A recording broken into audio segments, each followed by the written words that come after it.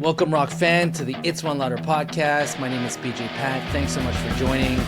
I just picked this up from my shelf that's been sitting there for years, and I'm so glad I did because it reminded me of the best era of heavy mainstream music. Back then, the 90s, I was just in the middle of high school, and so grunge couldn't have come at a better time. And it was awesome back then if you're into guitar or guitar-oriented music. You would turn on a radio and boom, you would be blessed with all kinds of amazing rock and roll, not just grunge, but think about it. AC/DC released Thunderstruck back then in the early 90s. Metallica released the Black Album, GNR with Use Your Illusions. And if you take a look at this, it has all their covers of the Rolling Stone magazine in the 1990s. And if you take a look at most of this, man, you got Trent Reznor, Kurt Cobain on the cover, you got Pearl Jam, you got Bush, you got Green Day, Chili Peppers, Axl Rose, Alanis Morissette with the Jagged Little Pill. It is mainly Nirvana, U2, Marilyn Manson. It is mainly a rock-oriented era.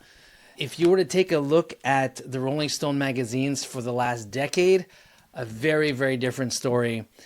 It's all hip-hop, all rap. I got nothing against that. I love hip-hop and rap, especially the old school stuff.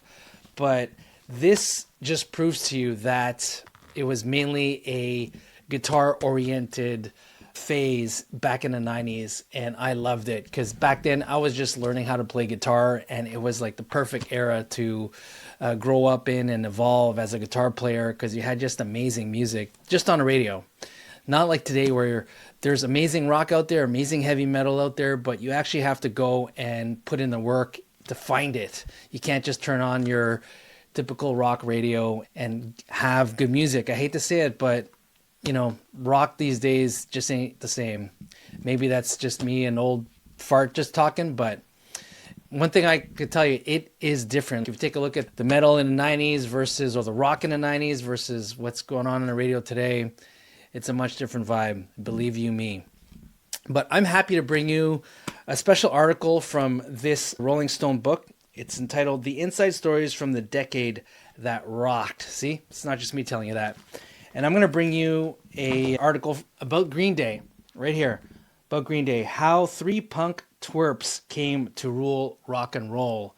Now, I don't know about you, but when I first saw the Green Day's first album, Dookie, in a music store, believe it or not, I know those are rare these days, but back then they would display all the new releases, and just the cover itself was intriguing. It was like this cartoonish cover, and the name of the band was Green Day. That was kind of new too, right? It was awkward. And that's one thing, but when you actually played it, man, blew me away. It absolutely blew me away. I had personally never heard anything like it. That pop punk thing was awesome. I soaked it all up. I can imagine that's how people felt when they first heard the Ramones in the previous generation. And they probably had their minds blown, same as me, when I heard Green Day for the first time. Loved his voice, loved the sound of his guitar, that whole punk thing. Again, as a guitar player, just learning how to play guitar in that era, Green Day was such a welcome change from all the glam metal stuff where all the shredders were schooling us. We love that. I love that music, but can never really relate to it in terms of being able to play it. So when Green Day came along and I could actually play with those songs, amazing. Such an amazing feeling as a beginner guitar player. All right, so let me read you this article again. It's entitled Green Day, How Three Punk Twerps Came to Rule Rock and Roll by Chris Mundy. January 26, 1995 is the release of this article. I'm not going to read the whole thing. Don't want to spoil it for you. But I'm going to read the beginning bit about their Woodstock 1994 performance. I'm not sure if some of you have seen a video. I remember this vividly, that at some point it started raining and there was just mud everywhere. And so if you take a look at the footage on YouTube, it's just insane. It's insanity. Like mud everywhere. The crowd was just full of mud and the bands were covered in mud. I remember Nine Inch Nails, the whole band, I think they just rolled into mud. I think it was before they played. And so they just came on all super muddy. And when Green Day performed, it was basically a Mudfest. And I just remember Billy playing guitar and just mud just being slung at him, got all on his guitar, and he just kept on playing like a rock star. And it was awesome to see. All right, let me put my granddad glasses on here. I can see. Okay, here we go. Green Day capped off 1994, a year in which their major label debut, Dookie, sold 3 million copies by sweeping Rolling Stone's annual music awards. All three dudes were just 22, and despite having their own kids on the way, was awesomely obnoxious as ever. Not long after Green Day played Woodstock 94, a performance that scored the band mass adulation, singer Billy Joe Armstrong received a letter from his mother. It was a hate letter, says Armstrong.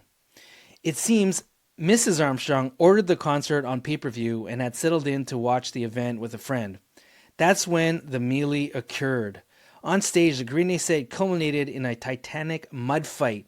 Armstrong yanked down his pants, and bassist Mike Dirnt had his front teeth smashed when he was tackled by a security guard who thought he was a fan storming the stage.